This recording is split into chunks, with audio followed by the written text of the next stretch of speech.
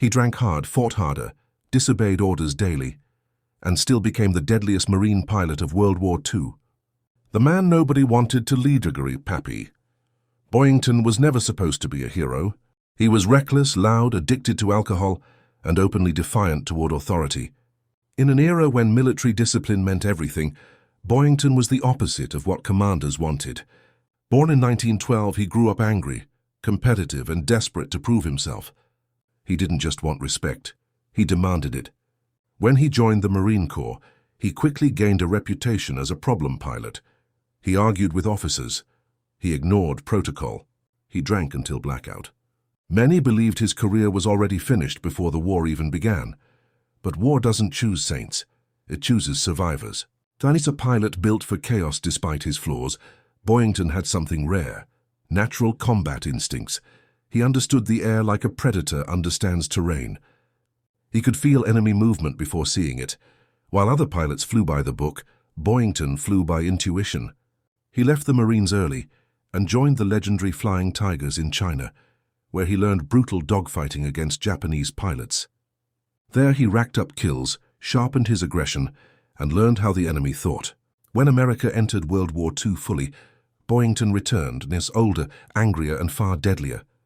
During the birth of the Black Sheep in 1943, the Marine Corps gave Boyington something shocking: command. His unit was made of misfits, rejects, and pilots nobody else wanted. They were undisciplined, poorly equipped, and underestimated. Boyington looked at them and saw himself. He named them VMF 214, the Black Sheep Squadron. No fancy speeches, no inspirational posters. Just a simple rule: kill the enemy before he kills you.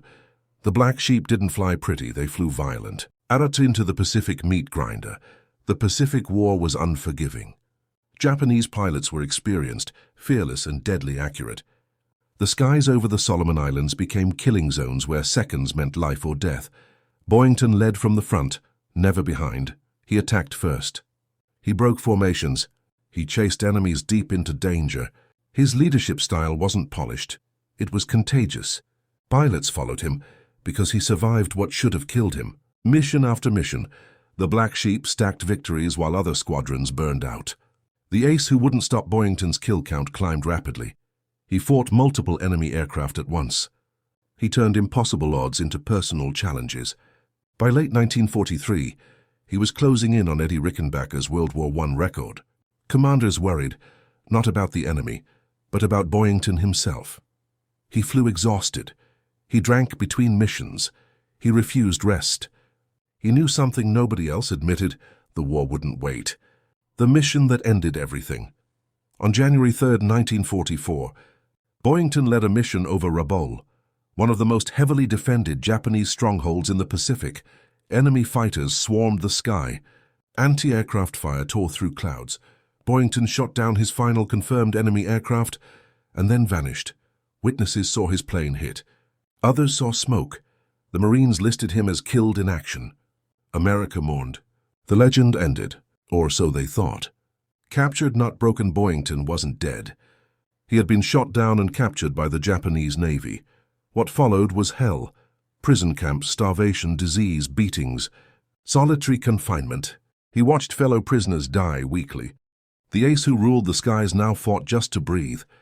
Yet he survived, fueled by rage, humor, and pure refusal to surrender. Even imprisoned, Boyington remained dangerous, mentally unbreakable. When Japan surrendered in 1945, Boyington walked out of captivity alive, emaciated, damaged, but standing. America was stunned. The man they buried returned. He received the Medal of Honor and Navy Cross. Crowds cheered. Cameras flashed. But the war had left scars no ceremony could heal. The cost of survival peace didn't save Boyington. He battled alcoholism, failed marriages, and inner demons. He struggled to fit into the world he helped protect. The same fire that made him lethal in combat burned him alive afterward. Yet he never denied who he was. He never apologized for surviving his own way. Why Pappy Boyington still matters. Boyington wasn't a perfect hero, and that is why he matters. He represents the brutal truth of war, that victory is often carried by flawed men who refuse to quit. He proved leadership isn't about cleanliness, It's about courage under fire. The Black Sheep didn't follow rules, they followed survival. Legacy of the Black Sheep today. VMF 214 still flies. Marine pilots still wear the Black Sheep insignia. Boyington's tactics are still studied. His story still divides opinions, hero or disaster, but history answered already. When America needed air dominance, Boyington delivered. The ace who refused to die, Gregory. Pappy Boyington didn't conquer fear, he lived inside it. He fought drunk skies, smarter enemies, and his own nature, and won often enough to change the war. He wasn't built to be remembered. He was built to survive.